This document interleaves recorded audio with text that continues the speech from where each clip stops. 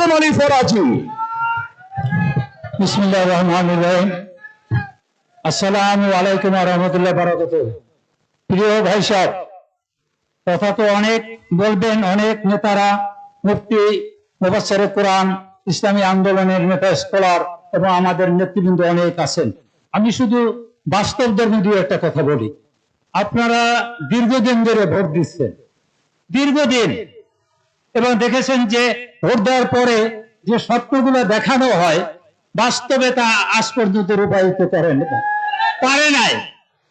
তারা ক্ষুধা কমাতে পারে নাই, দারিদ্রতা দূর করতে পারে নাই, দুর্নীতি বন্ধ করে নাই, দুঃশাসন বন্ধ করে নাই, জুলুম অত্যাচার কমে নাই, ইনসাফ ভিত্তিক সমাজ কাঠামো গঠন হয় নাই, ন্যায় বিচার প্রতিষ্ঠা হয় নাই, সমাজে ন্যায্যতা মানুষ পায় না। আজকের একটি হাহাকার সমগ্র দেশের মানুষের মনে প্রশ্ন জাগে, কেন পারে নাই? তারা স্বপ্ন দেখায়, কথা বলে পারে না, কারণ তাদের চিন্তা চেতনা, আইন কানুন সেটা মন গড়া এবং তার ভিতর কোনো পরিচ্ছন্নতা এবং আল্লাহর কোনো রেকমেন্ডেশন, আল্লাহর নির্দেশ নাই। তা আজকে আপনাদের মানে আমার প্রশ্ন, যে রাজনীতি আমরা দীর্ঘদিন ধরে করেছি বা দেখেছি তা পচা, নষ্ট, পতিত এবং অপান্ত, অবিশ্বাসযোগ্য এবং অগ্রহণযোগ্য, এই রাজনীতিকে বাতিল করে কি সমাধান করা যেতে পারে? মানুষের মনের আশা পূর্ণ করতে হবে, সমাজের মানুষের যে চাহিদা পূরণ করতে হবে। বৈষম্যহীন একটা সমাজ প্রয়োজন, ন্যায় বিচার, ইনসাফ ভিত্তিক সমাজ কাঠামো দরকার, দুর্নীতি বন্ধ দরকার, চিকিৎসা দরকার, চাকরি দরকার, একটা সমাজের ন্যায় বিচার প্রতিষ্ঠা দরকার। সেটা একমাত্র পারবে ইসলাম। আপনি কোরআন পড়ে দেখেন, আপনি নবীদের জীবন পড়েন, আপনি যত রকমের সাহাবীদের জীবন পড়েন, সব জায়গায় এক কথা, ইসলামের বিকল্প কিছু নাই। যদি আমরা কোরআনকে আইন হিসেবে মানি, কোরআনকে যদি বিধান হিসেবে মানি, শরিয়া আইন যদি কার্যকরী করি, রাসূল সাল্লাল্লাহু আলাইহি ওয়াসাল্লামের সুন্নাহ মোতাবেক যদি রাষ্ট্র সমাজ পরিচালিত হয়, আপনাদের এই রাষ্ট্র সমাজ ব্যবস্থা একটা কল্যাণধর্মী রাষ্ট্র হবে।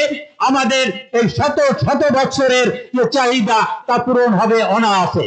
এখন আপনারা সেটা চাইলে কষ্ট করা লাগবে, লোভ লালসা পরিহার করা লাগবে, নির্বাচনকে নিজের নির্বাচন মনে করা লাগবে, টাকার লোভ ছাড়তে হবে, মাঠে ময়দানে কাজ করতে হবে, প্রত্যেকটা ঘরে ঘরে দাওয়াত দিতে হবে, মসজিদ ভিত্তিক মিশন পরিচালনা করা লাগবে, আন্দোলন সংগ্রামে এক হইয়া আগামী নির্বাচনে জিহাদের মতো তামান্না অন্তরে পোষণ করে নির্বাচনকে একটা জিহাদি মনোভাব পূরণ করে যদি আমরা সমস্ত বাংলাদেশের মুসলমানেরা এবং ইমানদারেরা, এমনকি মুসলমান না যারা হিন্দু, তারাও শান্তি চায়, তারাও মনে করবে তাদের মর্যাদা চায়, সবাই যদি আমরা সেই কাজটা করি, এই ইসলামের পক্ষে এক বাক্সে ভোট দেওয়ার জন্য মাঠে ময়দানে কাজ করি, আল্লাহ ইনশাআল্লাহ আমাদের কবুল করবে। আপনারা রাজি আছেন?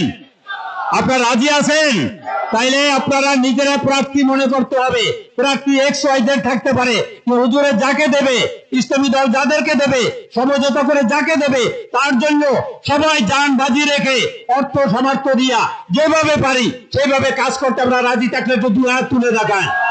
আল্লাহ যেন আমাদের এই দাওয়াতকে কবুল করে, আল্লাহ যেন আমাদের মেহনতকে কবুল করে।